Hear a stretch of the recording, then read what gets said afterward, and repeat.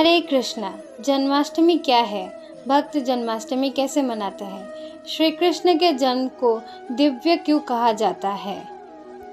वैष्णवों के मत अनुसार श्री कृष्ण जन्माष्टमी कब है और हम लोग जानेंगे श्री कृष्ण जन्माष्टमी की कहानी। भगवान श्री कृष्ण के पवित्र जन्मदिन को जन्माष्टमी कहा जाता है। जन्माष्टमी का त्यौहार श्री कृष्ण के जन्मोत्सव के रूप में मनाया जाता है। भगवान श्री कृष्ण के प्राकट्य दिवस वैदिक समय और कैलेंडर के अनुसार भाद्र मास के कृष्ण पक्ष में रोहिणी नक्षत्र की 8वीं तिथि को मनाया जाता है। शास्त्रों में कहा गया है कि श्री कृष्ण इस धरती में 2 उद्देश्य के लिए प्रकट हुए, परित्राणाय साधूनाम विनाशाय च दुष्कृताम। सरल धर्मपरायण भगवत भक्तों को बचाने के लिए और दुष्कर्मियों का विनाश करने के लिए। कहा जाता है कि कली काल में कृष्ण नाम के रूप में अवतार लेते हैं, इसीलिए भक्त हमेशा हरि के दिव्य नाम हरे कृष्ण कृष्ण कृष्ण हरे हरे, हरे राम राम राम हरे हरे इस नाम का जाप करते हैं। जन्माष्टमी के पूरे दिन भक्त आधी रात तक उपवास करते हैं। जो लोग शारीरिक अक्षमता के कारण कठोर उपवास नहीं कर सकते हैं, वह पानी या फल लेकर इसका पालन करते हैं। भक्त पूरे दिन हरिनाम का जाप करते हैं, शास्त्रों का पाठ करते हैं, कीर्तन सुनते हैं, मंदिर जाते हैं और शिव विग्रह का दर्शन करते हैं। कई भक्त मंदिर आते हैं और भक्तों के साथ जन्माष्टमी मनाते हैं। धार्मिक मान्यताओं के अनुसार भगवान श्री कृष्ण का जन्म मथुरा में हुआ था और उन्होंने अपना बचपन मथुरा और वृंदावन में बिताया था। रक्षाबंधन के ठीक 8 दिन बाद जन्माष्टमी भी भारत और दुनिया के विभिन्न हिस्सों में उत्साह के साथ मनाया जाता है। मान्यता है कि जो भी व्यक्ति जन्माष्टमी का व्रत करता है वह ऐश्वर्य और मोक्ष को प्राप्त करता है। इसके अलावा जो भी मनुष्य भक्ति भाव से भगवान श्री कृष्ण की कथा को सुनता है, उसके समस्त पाप नष्ट हो जाते हैं और वह उत्तम गति को प्राप्त होता है। जन्माष्टमी के व्रत को एकादशी के व्रत के तरह ही रखा जाता है। इस दिन अन्न ग्रहण नहीं किया जाता। जन्माष्टमी का व्रत एक निश्चित अवधि में ही तोड़ा जा सकता है, जिसे पारण मुहूर्त कहते हैं। जन्माष्टमी का पारण सूर्योदय के बाद अष्टमी तिथि और रोहिणी नक्षत्र के समाप्त होने के बाद ही तोड़ा जाता है। इस बार जन्माष्टमी की तिथि को लेकर काफ़ी मतभेद देखने को मिल रहा है। कोई 18 तो कोई 19 अगस्त को जन्माष्टमी करने की बात कर रहा है। लोगों का दावा है कि अष्टमी की रात 12 बजे श्री कृष्ण का जन्म हुआ था और यह योग 18 अगस्त को बन रहा है। वही कुछ का कहना है कि 19 अगस्त को पूरे दिन अष्टमी तिथि रहेगी और इस तिथि में सूर्योदय भी होगा, इसीलिए जन्माष्टमी 19 अगस्त को मनाना चाहिए। हालांकि अष्टमी तिथि 18 अगस्त को शाम 9:20 से शुरू हो रही है और 19 अगस्त को रात 10:59 पर समाप्त होगी। वैष्णवों के मान्यता अनुसार श्री कृष्ण जन्माष्टमी अगले दिन यानी कि 19 अगस्त मनाई जाएगी। ध्यान रहे कि वैष्णव और स्मर्त संप्रदाय मत को मानने वाले लोग इस त्योहार को अलग अलग नियमों से मनाते हैं। मथुरा के मंदिर में 19 अगस्त की रात को श्री कृष्ण जन्माष्टमी मनाई जाएगी। द्वारिकाधीश मंदिर और बांके बिहारी मंदिर में भी जन्माष्टमी 19 अगस्त को ही मनाई जाएगी। दुनिया भर के इस्कॉन मंदिर में 19 अगस्त को ही जन्माष्टमी मनाई जाएगी। पूजा आधी रात के बाद की जाती है और कान्हा की प्रतिमा को स्नान यानी कि अभिषेक कराया जाता है। फिर भगवान को नए वस्त्र पहनाए जाते हैं। भक्त जश्न मनाते हुए भक्ति गीत गाते हैं और पूजा करते हैं। इसके अलावा भगवान को भोग में फल, मिठाई आदि खाद्य पदार्थ चढ़ाया जाता है। कृष्ण जन्माष्टमी की कथा। द्वापर युग में पृथ्वी पर राक्षसों के अत्याचार बढ़ने लगे। पृथ्वी गाय का रूप धारण कर अपनी कथा सुनाने के लिए तथा अपने उद्धार के लिए ब्रह्मा के पास गई। ब्रह्मा सब देवता को साथ लेकर भगवान विष्णु के पास क्षीर सागर ले गए। उस समय भगवान श्री कृष्ण अनंत शैया पर शयन कर रहे थे। स्तुति करने पर भगवान की निद्रा भंग हो गई। भगवान ने ब्रह्मा एवं सब देवताओं को देखकर आने का कारण पूछा तो पृथ्वी बोली, भगवान, मैं पाप के बोझ से दबी जा रही हूँ, मेरा उद्धार कीजिए। यह सुनकर भगवान विष्णु बोले, मैं ब्रजमंडल में वसुदेव की पत्नी देवकी के गर्भ से जन्म लूँगा। तुम सब देवतागण ब्रज भूमि में जाकर यादव वंश में अपना शरीर धारण करो। इतना कहकर भगवान अंतर्ध्यान हो गए। इसके पश्चात देवता ब्रजमंडल में आकर यदुकुल में नंद, यशोदा तथा गोप गोपियों के रूप में पैदा हुए। द्वापर युग के अंत में मथुरा में उग्रसेन नाम के एक राजा थे। उग्रसेन का पुत्र कंस बचपन से ही अत्याचारी और क्रूर था।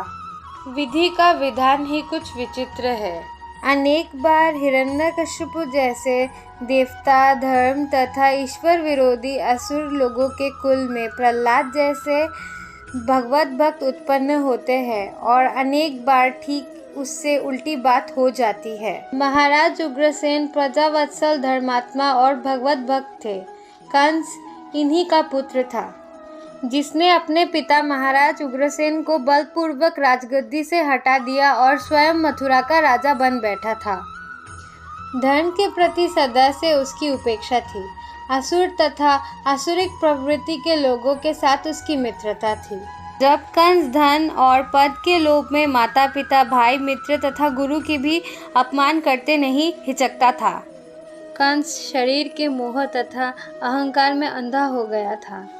कंस की बहन देवकी का विवाह यादव वंश में वसुदेव जी के साथ हुआ।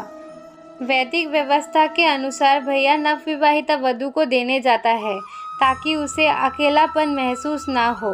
कंस अपनी बहन को बहुत प्यार करता था। कंस जब देवकी को विदा करते हुए रथ के साथ चल रहा था, तभी एक आकाशवाणी हुई कि हे कंस, आज जिस बहन को तू इतने लाड और दुलार से विदा कर रहा है, इसकी 8वीं पुत्र के कारण तेरी मृत्यु होगी। कंस को ये सुनकर बहुत क्रोध आया और उसने वसुदेव और देवकी को मारने की ठान ली। उस समय वसुदेव ने अपनी पत्नी की सुरक्षा को ध्यान में रखते हुए कंस को बहुत सम्मान के साथ संबोधित किया। भले ही कंस बहुत पापी था, वसुदेव चतुराई से कंस को मना लेते हैं और अपनी पत्नी देवकी को महल में ले जाते हैं। तब वसुदेव जी कंस को समझाते हैं कि तुम्हें तो देवकी के 8वें पुत्र से भय है, तो तुम्हें देवकी से कैसा भय। मैं तुम्हें वचन देता हूँ कि मैं अपने और देवकी के 8वें संतान को तुम्हें सौंप दूंगा। फिर तुम्हें तुम्हारे जो समझ में आए तुम उसके साथ कर सकते हो। कंस को वसुदेव की बात समझ में आ गई। उसने देवकी और वसुदेव को विदा करने के बजाय कारागार में डाल दिया। तभी वहाँ नारद जी आ पहुँचे और कंस से बोले कि तुम्हें ये कैसे पता चलेगा कि 8वां बच्चा कौन सा होगा। गिनती शुरू से होगी या अंत से होगी, कैसे पता चलेगा। कंस ने नारद जी की बात सुनकर देवकी के सारे संतानों को मारने का निश्चय कर लिया। उसके बाद देवकी को जो भी संतान होती, कंस उनको मार डालता।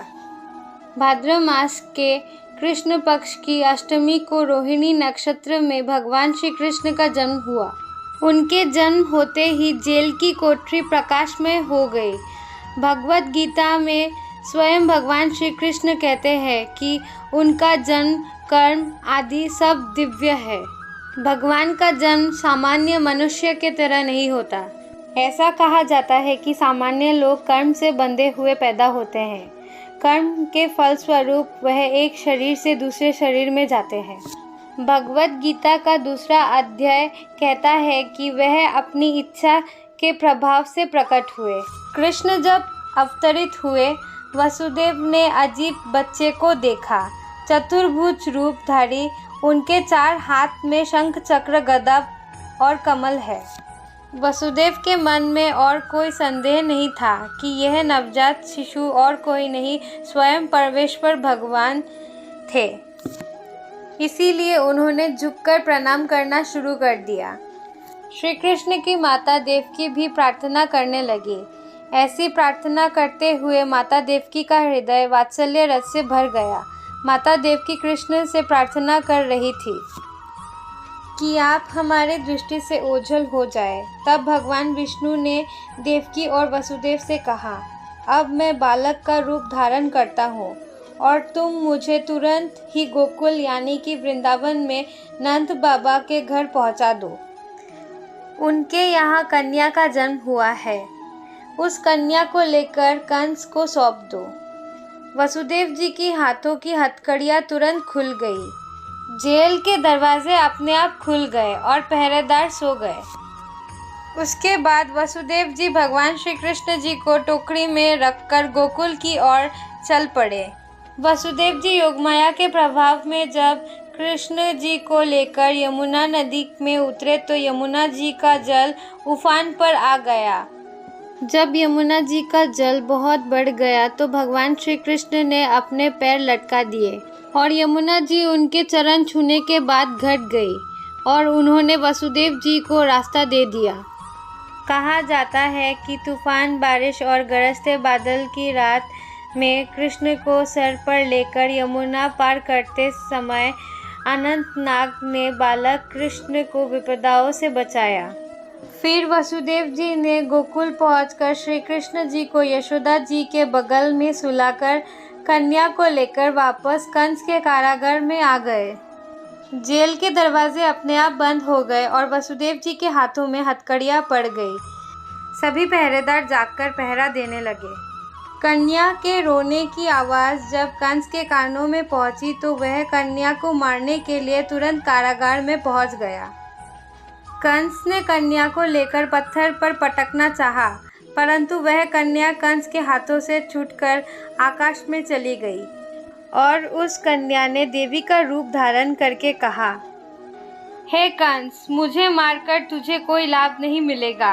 तुझे मारने वाला तो गोकुल में पहुंच चुका है। कंस ने श्री कृष्ण को मारने के लिए अपने दैत्यों को गोकुल भेजा और कहा कि वहां जाकर जितने भी नवजात शिशु पैदा हुए हैं उनको मार दो। कंस ने अनेक षड्यंत्र रचे लेकिन वह श्री कृष्ण का बाल भी बांका नहीं कर सका। भगवान श्री कृष्ण ने अपने अलौकिक शक्ति और माया से सारे दैत्यों का वध कर दिया। बड़े होने पर श्री कृष्ण ने कंस को मारकर राजा उग्रसेन को राजगद्दी सौंप दी। भगवान श्री कृष्ण के जन्म तिथि को तभी से जन्माष्टमी के रूप में मनाया जाता है। इस दिन सभी लोग व्रत रखते हैं और हर्ष के साथ श्री कृष्ण के जन्मदिन को मनाते हैं। इस बात के साथ हम आशा करते हैं कि जन्माष्टमी के पावन पर्व पर आपको भगवान श्री कृष्ण की असीम कृपा प्रदान हो। जन्माष्टमी महा उत्सव की जय। जय श्रील प्रभुपाद। हरे कृष्णा।